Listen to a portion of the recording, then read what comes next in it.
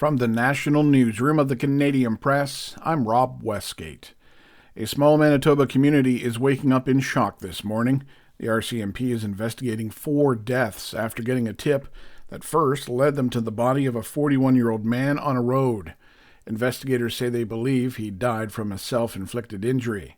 And based on that, they went to a nearby home and found 3 more bodies, including a man and a woman in their 60s and a younger man in his 30s. Police say they all knew each other but did not offer any details on identification or the circumstances of their deaths. Ottawa has removed funding caps for residential school searches following criticism from Indigenous leaders and communities. Canada's Crown Indigenous Relations Minister says the government heard the concerns loud and clear.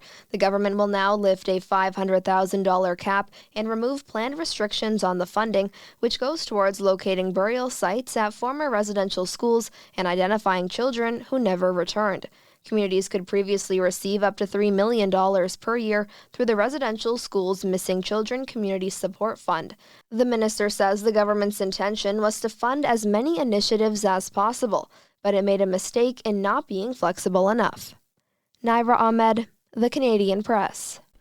Health officials in Newfoundland and Labrador say they're fairly confident that the trace amounts of the emerging Mpox virus detected in local wastewater suggests that the risk to the public is low. The province's Chief Medical Officer of Health, Dr. Janice Fitzgerald, says the amounts found were so small, officials couldn't quantify how much could be circulating in the province. The World Health Organization says Mpox, also known as monkeypox, has been declared a public health emergency of international concern. Hurricane Ernesto has made landfall on Bermuda, hours after beginning to pelt the island nation with heavy winds and hard rain. Officials there have already opened shelters and closed government offices.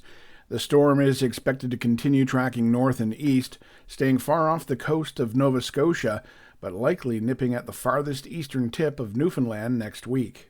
And finally, former U.S. President Donald Trump is in hot water after saying the Medal of Freedom is, quote, much better than the Medal of Honor.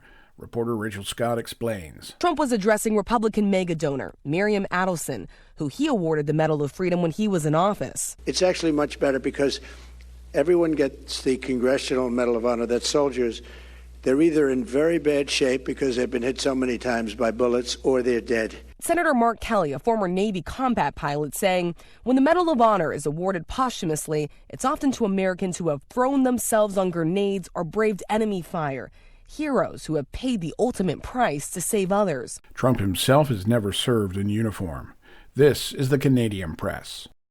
In sports, the Montreal Alouettes defeated the Saskatchewan Roughriders 27-24 in a battle of the CFL's top 2 teams.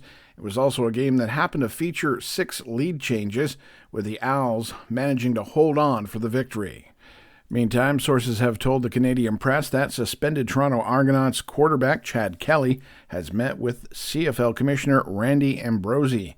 Now, Kelly has missed 9 regular season games after he was suspended back on May 7th for violating the league's gender-based violence policy. In MLB action, Seiya Suzuki hit a game-ending single in the 10th inning as the Chicago Cubs beat the Toronto Blue Jays 6-5 in interleague play. And finally, Leila Fernandez of Laval, Quebec, downed Russia's Diana Schneider 6-1, 6-4 in third-round action at the Cincinnati Open. From the Canadian Press, I'm Rob Westgate. Thanks for listening. Don't forget to follow and subscribe. For more of today's top stories, visit thecanadianpressnews.ca.